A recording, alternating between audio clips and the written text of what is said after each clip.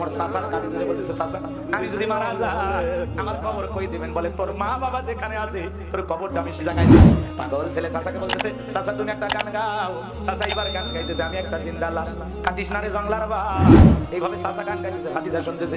আবার ওই চাচা যখন বন্ধ করতেছে, এই পাগল উন্মাদ ছেলেটা বলতেছে, আমি একটা জিন্দা লাশ, কাটিস না জংলার বাস। আমি একটা ভিডিওতে বা একটা ছবি দেখলাম, সেই ছেলেটা কবর করতেছে, আরে বাঁশ কাটতেছে, আরে কি সুন্দর কবরে মাপ দিতেছে, দেখে মায়া লাগছে। ছেলেটা খুবই ভালো ছিল, কালেমা পড়তেছে, লা ইলাহা ইল্লাল্লাহ মুহাম্মাদুর রাসূলুল্লাহ সাল্লাল্লাহু আলাইহি সাল্লাম। সাংবাদিকদেরকে বলতেছে, একমাত্র বিশ্ব মানবতা মুক্তির দূত, একমাত্র নেতা আমার রাসূল। আল্লাহু আকবার বলেন।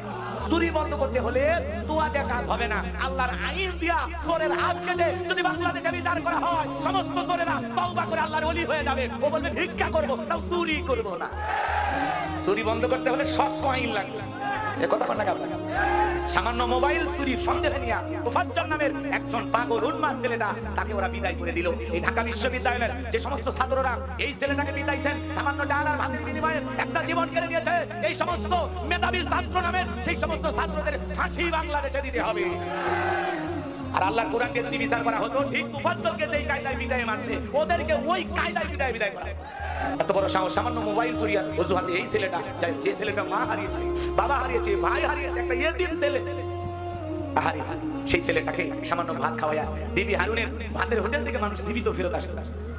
আরে ঢাকা বিশ্ববিদ্যালয়ের ছাত্রদের হোটেল থেকে তোফাজ্জল নামের একটা পাগল জীবিত ফেরত আসলো না। যারা এই ছেলেটাকে পিটাইয়া অমানসিক নির্যাতন চালায়া এই বর্বর হত্যাকাণ্ডের ঘটনা ঘটাইছে, এদের বিচার বাংলাদেশে করতে হবে। আব্রাহার ফাহাদকে ওরা পিটিয়েছিল, ওরা সোনার ছেলে ছিল। এরা যারা পিটিয়েছে, এরা কারা? এই বিচার বহির্ভূত হত্যাকাণ্ড বাংলাদেশে চলতে পারে? কেউ চুরি করেছে থানায় দাও, চুরি করেছে কিনা প্রমাণই হয় না। একটা উন্মাদ ছেলে, যে ছেলেটা কয়েকদিন আগে আন্দোলন করেছিল, যে কালেমা পড়ে কি সুন্দর কইরা, আরে পাগল একটা ছেলে, দেখে বোঝা যায়, চেহারা দেখে মায়া লাগে। এই ছেলেটাকে কেমনে মারলো এরা? কথা বলে না কেন?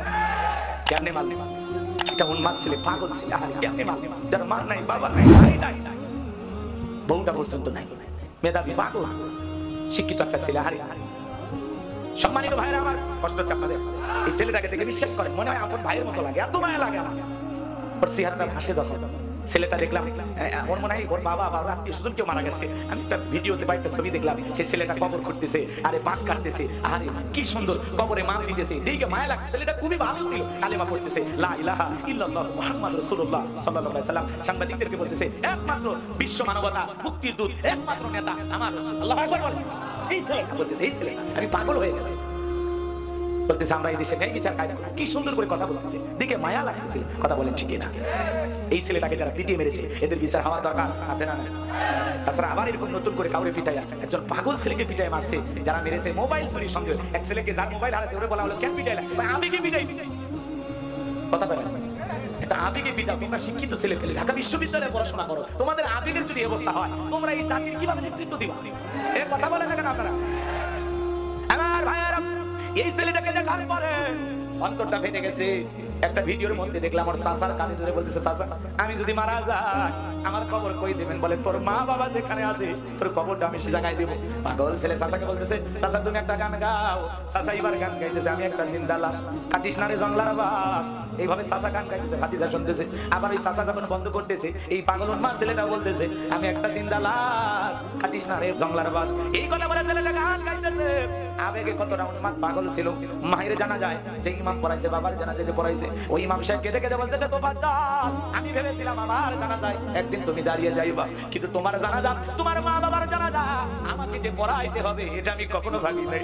এই কথা বলে ইমাম সাহেব হাউ হাউ করে কাঁদে। ওরে চাচা কাঁদে, ওর একটা ভাতিজা চোখের পানি ছেড়ে দিয়া কাঁদে।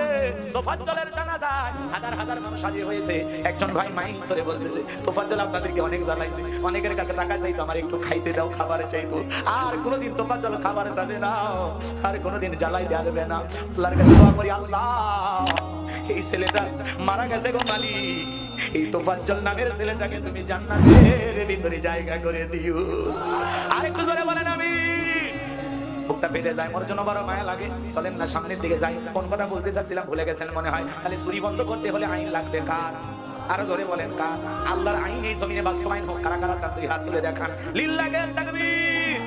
আমার ভাইয়েরা এজন্য সব জায়গায় দোয়া দিয়ে কাজ হয় না। জিবরাইল এসে বলে নবী দোয়া কবুল হবে না গো নবী, আপনি আপনার সাহাবায়ে কেরামদের মধ্যে ঘোষণা করেন তাদের মধ্যে এমন কেউ কি আছে যে আমরের সাথে সরাসরি মোকাবেলা করবে। নবী আমার সাহাবীদেরকে ডেকে বলেন ও আমার সাহাবীরা, আমার মাথা নেওয়ার জন্য রওনা করেছেন, আল্লাহ দোয়া কবুল করে না, তোমাদের মধ্যে এমন কেউ কি আছো যে আমরের সাথে মোকাবেলা করবা? কোন সাহাবী দাঁড়ায় না, হযরত আলী দাঁড়িয়ে গেলে নবীজি ডেকে বলে আলী তুমি ছোট মানুষ, না বুঝে কেন দাঁড়াইছো? তুমি কি জানো রে আলী, এ আলী তুমি কি জানো ওই মক্কার মহাবীর আমর এক বেলা খাবার খাইয়ে 20 কেজি 3.5 মণ ওজনের তরবারি নিয়ে যুদ্ধ করে, এত বড় বীরের সামনে তুমি কেমনে যাইবা? বসো। হযরত আলী বসে বললেন, আবার নবীজি বললেন আমার সাহাবীরা কেউ কি আসো আমরের মোকাবেলা করবা? আবারও হযরত আলী দাঁড়িয়ে গেছেন। নবী ডেকে বলে আলী বসো। তৃতীয়বার যখন বলেছেন কেউ কি আসো আমরের মোকাবেলা করবা, আবারও হযরত আলী দাঁড়িয়েছেন। নবী দুইটা হাত বাড়া বলে আলী আয় আয় আমার বুকের ভিতরে আয়। এই কথা বলে বিশ্ব নবী হযরত আলীকে বুকের সঙ্গে জড়ায় নিল। আর ডেকে বলে আলী রে তোর জানি কি মায়া দয়া নাই, এত বড় বীরের সামনে যাইতে চাস?